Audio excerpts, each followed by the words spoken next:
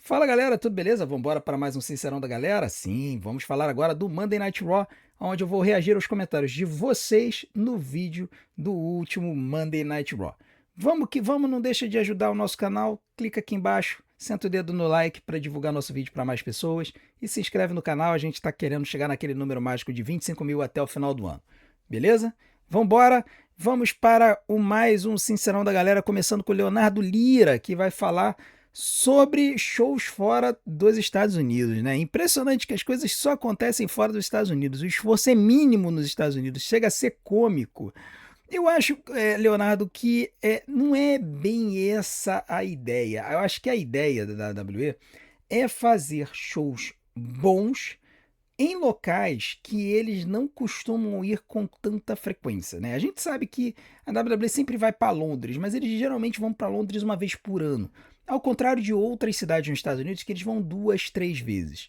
Então, quando você considera isso, e você considera que no passado eles não iam tanto assim para esses países, né? Para a Europa, às vezes eles iam só em live shows, onde geralmente não acontece nada. A WWE ela tenta trazer uma experiência um pouco mais marcante para esses mercados, até para que a galera volte. Já nos Estados Unidos, eles já têm o público formado, né? O público da WWE é americano, então é um público que vê luta livre há 30, 40 anos e que vai para as arenas, independente se o show vai ter algo marcante ou não, né? Além disso, a verdade seja dita, você não tem como fazer coisas marcantes em todo santo show, né? Até porque até eles têm um tempo limitado para poder fazer as coisas. Mas a verdade é que sim, eles acabam se dedicando um pouquinho mais a fazer algumas histórias mais interessantes e algumas trocas de títulos fora dos Estados Unidos. Mas nem sempre isso é regra. Por exemplo, as duas trocas de títulos mundiais que aconteceram no SmackDown esse ano, nas lutas do Cody Rhodes com o Drew McIntyre, foram nos Estados Unidos. É apenas uma questão de que realmente eles gostam de se esmerar um pouco mais fora para poder trazer um algo a mais para a galera que não costuma ver a WWE sempre, e aí eles tentam tornar a experiência mais marcante. Eu entendo perfeitamente, não me importaria se eles fizessem coisas marcantes, se algum dia eles resolvessem passar aqui pelo Brasil novamente. Agora, o Matheus Lima, ele vai fazer, Matheus não, o Miguel, ele vai trazer um comentário sobre o Queen of the Ring, né, que é importante a gente falar. Ele vai dizer o seguinte: tiozão, eu acho que a Io leva a rainha do ringue, porque em algum momento a Roxane ou a Raquel podem trair a Liv, e eu acho que a Roxane leva o Money in the Bank desse ano. Olha, muita gente está cantando a pedra da Roxane como Money in the Bank, né? E assim, ela com certeza é uma das favoritas, ainda mais se eles esticarem a corda dessa feud entre a Liv Morgan e a Roxane Perez, e se a Liv Morgan mantiver o título até lá. Né? E a gente tá falando de um papo longo, né? Até outubro, que é quando vai acontecer o Money in the Bank. É bastante tempo, são 3, 4 meses até lá. Mas se de alguma forma a Liv Morgan mantiver o título até outubro, com certeza a Roxane se torna a favorita para ganhar o Money in the Bank. Eles estão começando a colocar algumas pontas soltas na história da Judgment Day de mostrar a Liv Morgan ignorando a Roxane Perez, né? Deixando a Roxane Perez de lado, deixando a Roxane Perez falando sozinha, né? Quando a Roxane fala, pô, o que, que vai ter para mim no grupo? Né? Que foi o que aconteceu essa semana. A Liv Morgan rapidamente mudou de assunto, falou, olha, o J.J. McDonough precisa ir no médico, e aí arrasta ele e deixa a Roxane falando sozinha. Então, assim, em algum momento isso vai descambar em provavelmente a Roxane deixando o Judgment Day. E quando isso acontecer, com certeza a Roxane pode ir atrás da Liv Morgan se ela ainda for campeã, né? Ou caso uma outra lutadora seja campeã no Raw, pode acontecer de haver uma rivalidadezinha ali. Por exemplo, poxa, digamos, Roxane Perez ganha o Money in the Bank e a Liv Morgan exige que ela entregue a maleta para ela. Pode acontecer um cenário assim também. e aí essa rivalidade ajudar a demolir, né, a Judgment Day. Então, vamos ver como é que vai ser essa história, mas realmente, se eles continuarem empurrando essa história de confusão, de problema, discussão no Judgment Day, eu imagino que sim, a gente vai ter a Roxane Perez como uma favorita a vencer o Money in the Bank. Lembrando que tem outras lutadoras aí correndo atrás dessa maleta. Jacy Jane também seria uma favorita, mas ela agora, na minha opinião, ela caiu um pouquinho, porque ela já, tanto ela quanto a Fatal Influence começaram a perder, né? Então a gente já começa a se preocupar de que a WWE já está começando a dar uma nerfada nelas e já começando a enquadrá-las numa posição ali de metade ali, né, de mid-card no SmackDown. Agora o Matheus Lima vai falar sobre justamente o cenário do campeonato de duplas, onde a Fatal Influence vai se meter aí em breve. Ele vai dizer o seguinte: Paige e Brie Bella conseguiram adaptar muito bem o estilo de ringue delas. Espero que elas continuem assim. Tenho medo da Nick voltar e passar essa dupla, que até que tá boa. Olha, a Paige e a Brie Bella, como dupla, elas estão conseguindo fazer lutas decentes. Não são a melhor dupla do mundo, até porque às vezes elas ainda se enrolam um pouquinho na hora de aplicar um golpe e tudo mais. Mas elas estão se esforçando, estão fazendo golpes combinados, elas realmente estão tentando trabalhar como dupla e não apenas duas lutadoras que ficam só se trocando de lugar no ringue, né? Então, assim, eu vejo essa participação da Brie Bella como positiva. Não é um reinado de duplas ruim. Elas são campeãs que estão o tempo todo defendendo o título, né? Não são também lutas 5 estrelas, mas são lutas interessantes. Algumas vezes não tão boas, outras vezes são lutas competentes. A grande questão aqui é que claramente as duas estão juntas até a Nikki Bella voltar. Tá? Isso aí é inegável.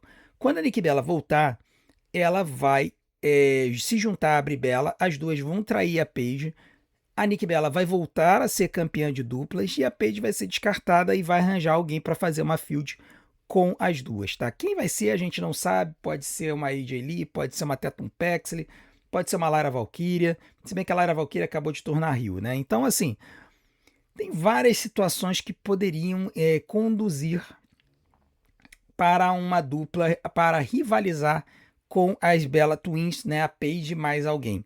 Mas que isso é favas contadas, isso é. Isso aí é coisa que certamente vai acontecer. Tá? A Paige foi colocada só para poder segurar o lugar da Nikki Bella. Quando é que a Nikki Bella vai voltar? Não sabemos. O que a gente sabe, isso aí eu sei por conta de acompanhar, principalmente NFL, que é onde acontece muito esse tipo de contusão, é que high ankle sprain, que é a torção de tornozelo alta que a Nikki Bella sofreu, é uma lesão muito chata de curar. Muito chata. Não é uma coisa que cura do dia para a noite, pode levar meses para poder curar. Então vamos aguardar para ver quando é que a Nikki Bella volta. Quando ela voltar, não tenha dúvida, essa dupla vai ser separada. Agora, o Thomas Silva vai falar sobre o heel turn da Lara Valkyria, que foi uma coisa surpreendente desse show, né? Foi o que falaram lá no começo do vídeo, né? As coisas interessantes que acontecem, né, fora dos Estados Unidos. O Thomas ele diz o seguinte: achei muito bom o heel turn da Lyra. Era algo que já estávamos à espera, mas mesmo assim surpreendente. Acho que a Lyra poderia ir para o título da Sol Ruka, mas com capacidade de lutar contra a Liv. Pelo outro lado, acho que depois dessa rivalidade, a WWE não tem nada preparado para Bayley, infelizmente. Pois é. Vamos falar um pouquinho sobre Lyra e falar um pouquinho sobre Bayley. A Lyra, desde que ela estreou na WWE no ano passado, claramente é uma atleta que a WWE acredita e acredita muito. Por quê? Porque ela é uma lutadora que no ringue é muito boa. Ela é uma lutadora de extrema qualidade no ringue. Ela sempre teve uma dificuldadezinha de achar uma persona legal para ela. Tanto é que ela ficou tentando fazer aquele só que ela já deu uma parada com isso, né? Não tem também Pat McAfee para puxar o público, né? O Pat sempre subia na mesa, puxava o público fazendo isso, não sei o que. O Pat foi embora, não tem ninguém para puxar esse negócio. Então já acabaram com isso. A grande questão é que a Lara Valkyria, ela estava realmente precisando de um heel turn. para que ela pudesse usar mais o microfone. Ela no microfone também é muito boa. Só que quando ela estava no microfone, ela geralmente ela estava no microfone reagindo a Becky Lynch, né? E nesse, né, depois que ela perdeu a field para Becky Lynch e largou o campeonato intercontinental de mão, ela ficou meio encostada nessa dupla com a Bayley. Então, o heel turn da Lyra foi ótimo no sentido de trazer um pouco mais de profundidade à persona da Lyra e dar oportunidades a ela. Só que eu achei que não foi tão bem feito assim. Eu acho que eles poderiam ter dado algum sinal de frustração da Lyra. Eles não estavam fazendo isso, eles estavam dando sinal de frustração da Bayley, né? A gente estava com a sensação de que era a Bayley que iria tornar heel, até porque ela tem um histórico. Então a Lyra tornando heel, claramente o objetivo vai ser tentar elevá-la um pouco mais. E aonde que ela se enquadra? Ela se enquadra no cenário ou do campeonato intercontinental, caso a Soluka esteja ainda como campeã, ou no cenário do campeonato mundial, caso ela vença o Money in the Bank. Ela seria uma outra favorita a ganhar o Money in the Bank. Eu não acho que ela vai imediatamente para cima da Liv Morgan, até porque ela não tem qualificações ainda para desafiar a Liv. O que quer dizer? O que eu quero dizer com qualificações? Não adianta a Lara Valkyria ir na cara da Liv Morgan, botar o dedo na cara dela e desafiá-la pelo título. Porque ela nunca lutou pelo título mundial. Então o que ela tem que fazer? Ela tem que ganhar alguma coisa para isso. Quais são as coisas que ela poderia ganhar? Royal Rumble, Elimination Chamber, algum torneiozinho, ou Gauntlet Match, ou Battle Royal para poder disputar esse título, como fez a Stephanie Vacan no ano passado no Evolution, que ela ganhou um Battle Royal no Evolution para poder disputar o título, ou ganhar o Money in the Bank. Então, a Lara Valkyria tem condições disso? Tem. É só a WWE querer elevá-la. Então, ela pode fazer isso via algum torneiozinho, alguma coisinha para dar uma chance para a Lyra, ou eles podem fazer isso via Money in the Bank. Vamos ver qual vai ser a decisão da WWE, mas eu acho que a Lyra tem sim potencial para ser colocada na prateleira do topo da companhia e começar a ir para um campeonato mundial, porque microfone ela tem, persona agora ela vai se adaptar como heel e no ringue ela com certeza é uma das melhores na WWE hoje em dia. Agora o Fonseca vai trazer um comentário sobre a Maxine Dupri, né? Ele vai dizer o seguinte: a promo da Maxine foi muito verdadeira, pareceu uma heel, mas foi muito coeso, não esqueceram da história. Ele está claramente falando aqui sobre o Chad Gable, que veio para o ringue pedir desculpas para a Alpha Academy. O Tozawa ficou na dele, o Otis foi aceitar o pedido de desculpas do Chad Gable e a Maxine se colocou no meio, interrompendo o pedido de desculpas e fazendo uma promo que, como o Fonseca disse, pareceu uma heel, mas eu também acho que, na verdade, a gente pode não considerar como uma promo de heel, mas sim uma promo de uma pessoa que resolveu se bater de frente com aquele que basicamente humilhou o grupo no ano passado durante meses e meses e meses. Né? O Chad Gable humilhou muito o Alpha Academy, falando que eles não prestavam, que eles eram um bando de patetas, de palhaços e tudo mais. Falando que a Maxine não tinha potencial para nada, tirando eles para lixo, né? E aí ele abandona o Alpha Academy e se junta à American Made, que era formado pelos Creed Brothers e pela nossa NPC favorita, a Ivy Nile.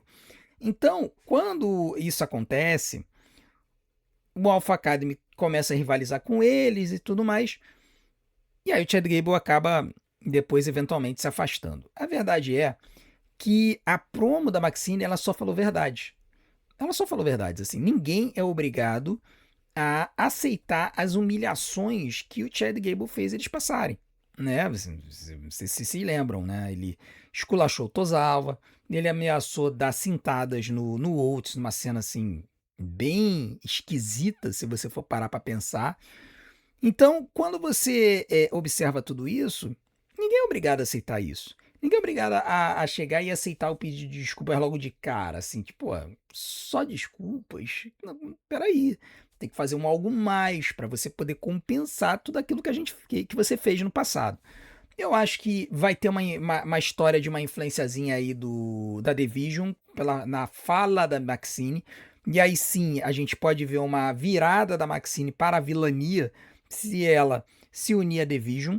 Mas eu acho que pode acontecer um cenário em que, caso o Oates e o Tozawa voltem a se aliar ao Chad Gable, ou pelo menos aceitar o pedido de desculpas deles, a Maxine abandonar o grupo e realmente parar na Division. Pelo menos é o que tá transparecendo, né? Porque eles ficam mostrando ali a Maxine flertando ali com o Austin Theory, mas não se separa do Otis e do Tozawa. Então vamos continuar aguardando para ver essa situação aí, aonde que vai desembocar, porque é intrigante. É uma história intrigante que a WWE está construindo aí para frente. Agora o Walter Ribeiro vai fazer um comentário sobre a luta do Seth Rollins e do Bron Breakker no Night of Champions. Lembrando que a gente vai ter 6 lutas no Night of Champions, uma delas uma luta na jaula entre o Seth Rollins e o Bron Breakker. E aí ele vai dizer o seguinte: na minha cabeça, sempre em PLE vai ter algum retorno impactante. Tô achando que o Bronson Reed retorna e ajuda o Bron a vencer. Será que tem alguma chance, tiozão? O Rollins saiu por cima ontem, imagino que o Bron Breakker vença a luta. A chance sempre tem, sempre tem. Até porque as informações que a gente tinha do Bronson Reed é que ele poderia voltar justamente nesse período do verão dos Estados Unidos, que vai de junho até setembro. E muita gente estava achando que o Bronson Reed voltaria antes do SummerSlam, até para ele poder ter alguma luta no SummerSlam, ou pelo menos alguma aparição. Lembrando que ele estourou o bíceps em fevereiro. E geralmente o período para se curar de um problema de bíceps é de 4 a 6 meses. Então, justamente, estaria no período de cura. E a gente sabe que o Bronson Reed já está malhando e ele deu uma enxugada. Tá? Não sei se ele entrou no Monjaro, o que foi, mas ele deu uma enxugada. Então, a grande questão aqui é a seguinte: que o Bronson Reed seria a pessoa perfeita para atrapalhar essa luta. E como é que ele faz isso? Muito fácil. Tá ali o Seth Rollins está tentando escapar da jaula pela porta. Quando ele está tentando escapar da jaula pela porta, vem o Bronson Reed e fecha a porta da jaula na cara do Seth. Né? É simples assim. O Bronson Reed fecha a jaula na porta do Seth. O Seth capota para dentro do ringue. O Bron Breakker vem, manda um spear nele. Opa! Acertei aqui o microfone. Manda um spear nele. E aí ele acaba tomando pinfall. O Seth Rollins acaba tomando pinfall do Bron Breakker por conta dessa interferência do Bronson Reed. Tá? Eu acho que é muito provável que ele volte para poder fazer o Bron finalizar essa história. Né? Até porque eu acredito realmente que talvez eles vão deslocar o Seth Rollins dessa história aí e colocar ele na rota do campeonato mundial. Não sei como, vão ter que criar uma história aí, mas eu acho que pode acontecer. Vamos aguardar para ver se o Bronson Reed volta. Apenas não criemos expectativas, tá? E sempre falo isso. Não vem criar expectativa e aí depois, porque a WWE não entregou essa expectativa, tu fica bolado com a WWE, tá? Até agora a WWE não prometeu nada com relação ao retorno do Bronson Reed. Então não fique chateado se não acontecer e falar: ai, que show chato e repetitivo, tiozão. Por favor, tá? Nada disso. Bom, agora o Faris Kadar vai fazer um comentário sobre Logan Paul, né? E aí a gente precisa elogiar quem deve ser elogiado. É legal o Logan estar trabalhando enquanto se recupera da lesão, logicamente levando em conta que ele está fazendo isso porque quer. Logan Paul não precisa do salário da WWE para continuar rico, mas me dá uma agonia toda vez que ele fica ao lado do ringue. Que medo de acontecer um acidente e ele piorar essa lesão. Lembrando que ele tá com uma lesão no tríceps, né? Ele rompeu o tríceps e ele vai ficar 6 meses fora. Olha, surpreendentemente, eu até acho interessante ver a mobilidade do Logan Paul com o braço dele, né? Porque ele não tá tendo nenhum contato físico, né? Ele não tá brigando com as pessoas, não tá dando soco na cara das pessoas. Ele tá realmente evitando tudo isso. Mas ele tá aparecendo e tá interferindo nas lutas. Apareceu com o Brass Knuckles e tudo mais. Eu só tenho a elogiar o Logan Paul pela sua atividade no ringue.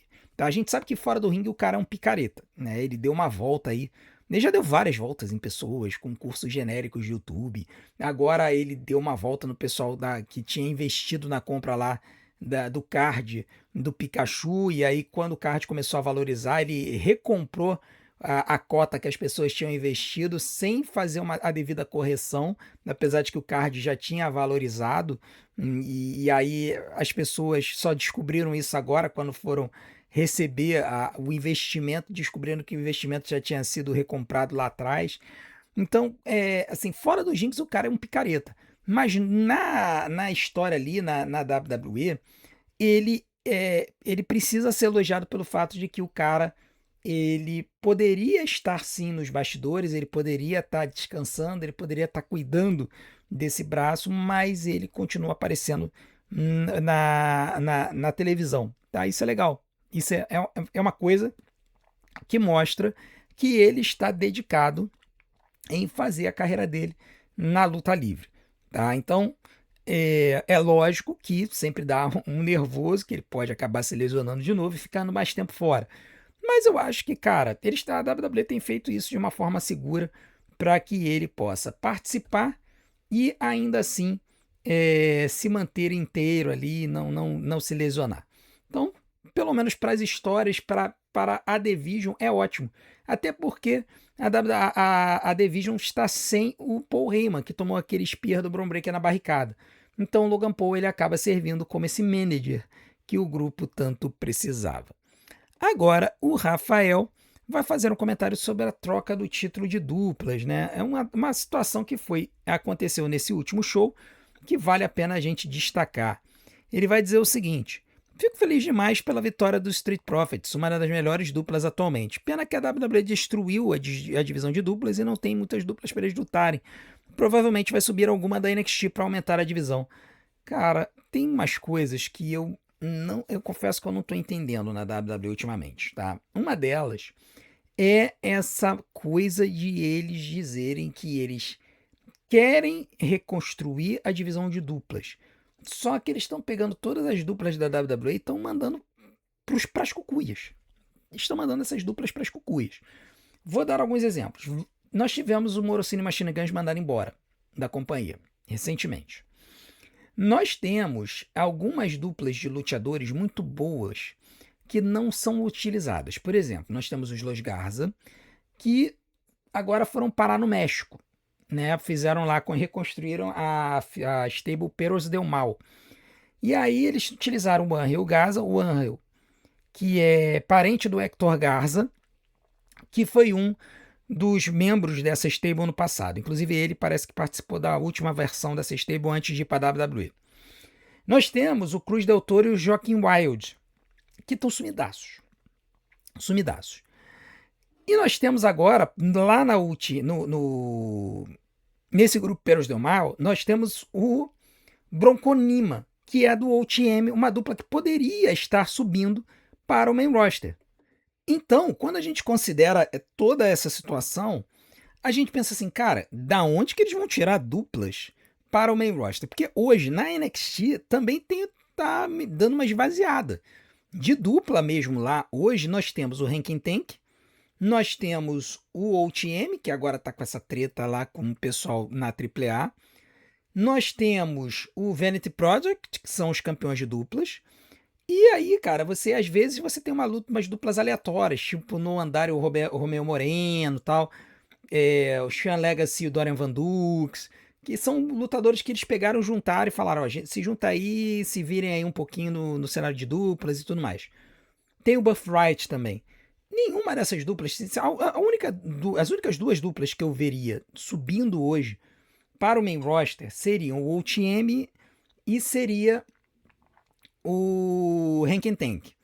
Com a The Culling também correndo um pouco por fora. Só que, por exemplo, a The Culling, nesse último NXT, o Nico Vance e a Easy Dame atacaram o Shawn Spears.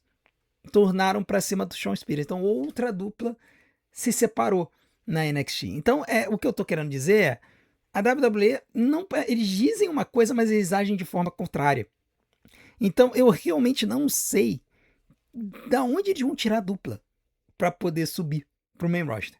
tá? Ah, tem lá também o pessoal do Dark State. Pô, o Cutler James e o Osiris Griffin foram tirados para lixo nessa feud entre o Dion Lennox e o Sakon Sugars. Então, assim, de onde eles vão tirar a dupla para vir pro main roster? Não sei.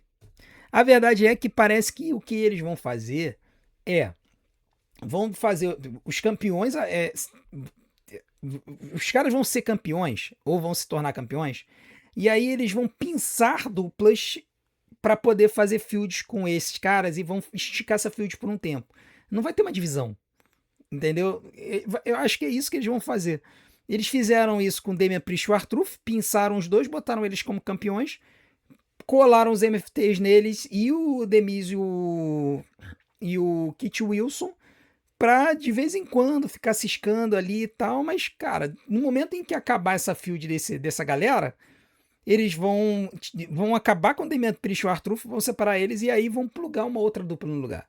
Essa é que é a verdade. É que nem ontem a gente tava falando na live, a melhor divisão de duplas atual é a feminina. E mesmo assim, daqui a pouco eles vão ter que acabar, porque boa parte das main eventers da WWE estão na divisão de duplas feminina, né? Enfim, vão ter que mexer nisso aí. Agora o Wesley vai fazer um comentário sobre a situação do Seth Rollins e do Bron Breakker, né? E aí ele vai dizer que isso se relaciona com a divisão de duplas. Ele vai dizer o seguinte: a mudança de título de dupla estava cantada para mim desde que o banner da luta do Seth com o Bron apareceu com o Bron sendo campeão de duplas. Qual o sentido de colocar um campeão de duplas numa luta solo Hell in a Cell? Bom, não é Hell in a Cell, é numa jaula. O que me deixa triste nessa troca é que o Austin Theory vai ficar novamente perdido, porque o Bron vai fechar a feud com o Seth, e a única coisa pro Austin fazer vai ser lutar contra o Joe Hendry, que na minha opinião parece ter mais problema com o Logan do que com ele propriamente dito. Bom, aqui todo o cenário que você descreveu e todas os seus questionamentos, eles têm a ver com uma questão apenas, que foi a lesão do Logan Paul. Na verdade, os campeões de duplas eram o Logan Paul e o Austin Theory. O Bron Breakker foi colocado aí só para que a Division não dropasse os títulos, entendeu? Até porque se eles dropassem o título, quem é que ia assumir? Qual seriam as duplas que iriam se enfrentar para ganhar esse título? Não tem. Não tem. Mandaram o New Day embora também. Não tem dupla. Você teria só o Judgment Day e os Street Profits. Né? Então, assim, eu acho que acho não, tenho certeza. Eles plugaram o Bron Breakker nessa história para poder esticar um pouquinho o reinado deles até fazer eles droparem para os Street Profits. E aí, nessa situação, foi que o Bron Breakker apareceu na imagem com o título de duplas. Né? Não é pegar um campeão de duplas para poder lutar no Hell in a Cell. Não, eles pegaram um lutador que já ia enfrentar o Seth Rollins. Na verdade, não é no Hell in a Cell, é na jaula, a gente precisa lembrar disso, é numa jaula comum, aberta no topo. Então, eles pegaram o lutador que já estava na field com o Seth Rollins, que ia fazer essa luta na jaula, e momentaneamente botaram ele como campeão de duplas só para poder esticar a field com o Street Profits. Foi só isso, tá? E com relação ao Austin Theory e o Joe Hendry, foi exatamente também por conta da lesão do Logan Paul. A field era claramente o Logan Paul e Joe Hendry. A musiquinha para demitir o Logan Paul era do Joe Hendry. Mas com o Logan Paul contundido, o Joe Hendry ficou sem nada para fazer. Então a WWE deu um descanso para ele.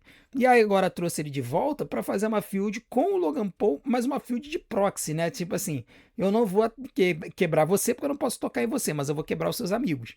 Então foi isso que aconteceu. Tá tudo culpa do Logan Paul. Tem que ser demitido mesmo da WWE esse cara. Tudo culpa da lesão dele, coitado.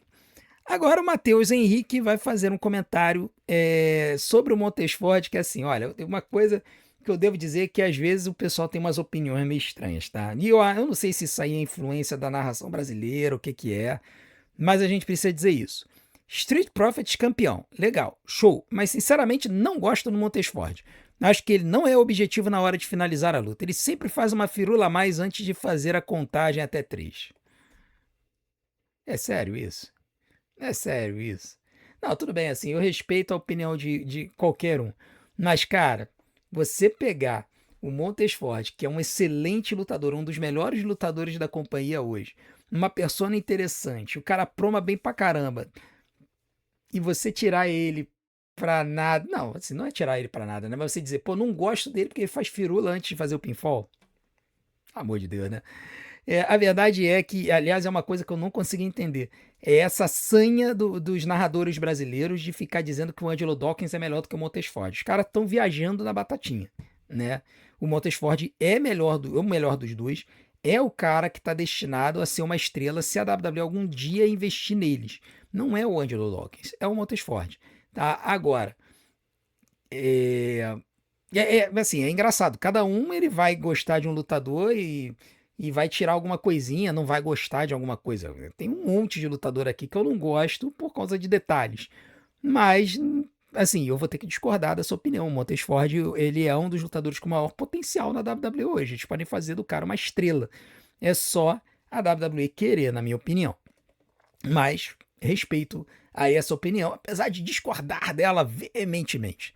O Diego vai fazer um comentário sobre o Jey Uso e vamos falar do King of the Ring rapidamente. Pensando bem, tiozão, a escolha do Jey para a final foi até que boa, caso o Oba ganhe, obviamente. Porque ele ganha do Jey e já começa a rivalidade com a Bloodline e já pode desencadear a feud para o SummerSlam.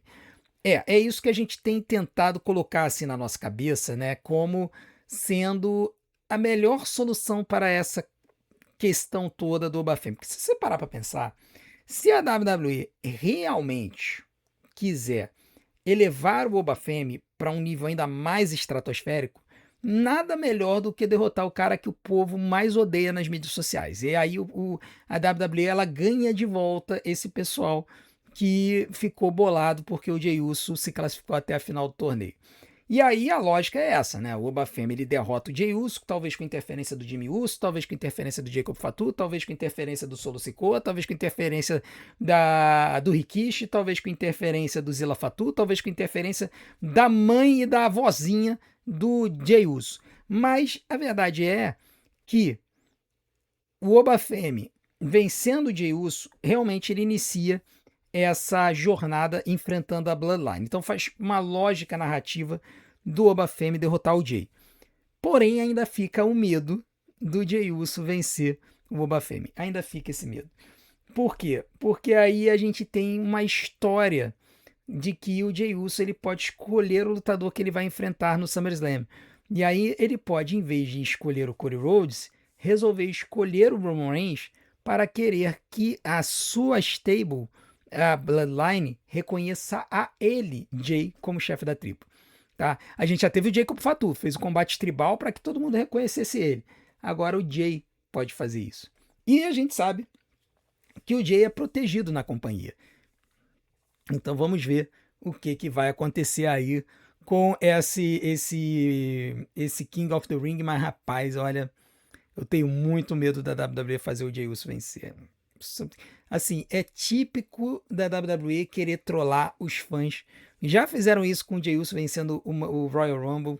Se a gente vive num mundo em que Jey Uso venceu o Royal Rumble e venceu o Gunther na WrestleMania, fazendo o Gunther bater em 3 segundos, a gente pode viver num mundo em que Jey Uso vença o Oba Femi e avance e se torne King of the Ring. Ai, meu Deus do céu, que medo, cara. Quando você vai assistir um show que você tá nervoso pelo resultado, é meio preocupante, né? Vamos ver o que vai acontecer.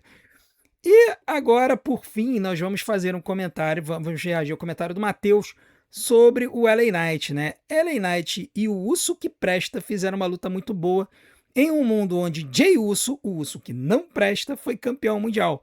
Porque não aposta em pessoas que realmente merecem.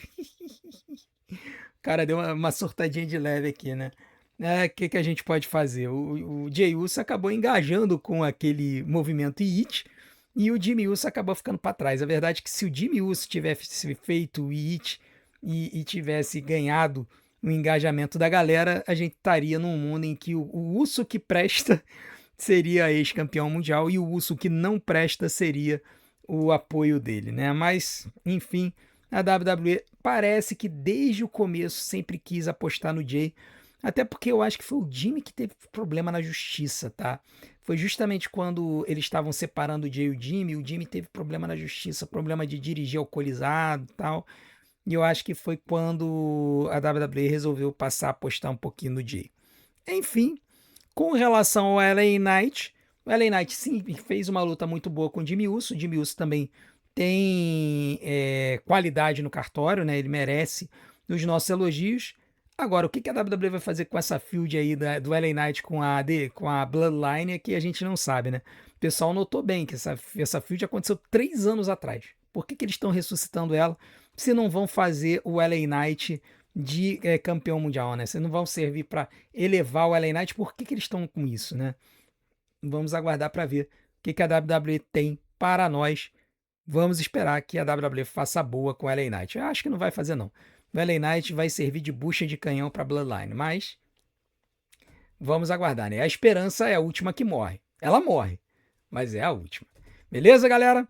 Muito obrigado a todos pela audiência de vocês. Não deixem de continuar assistindo e maratonando os nossos vídeos para apoiar o nosso canal. Eu vou deixar umas opções aqui na tela. Muito obrigado pela audiência de vocês. Deixem o seu like, se inscreva no canal também. A gente se vê do outro lado. Um grande abraço. Até a próxima.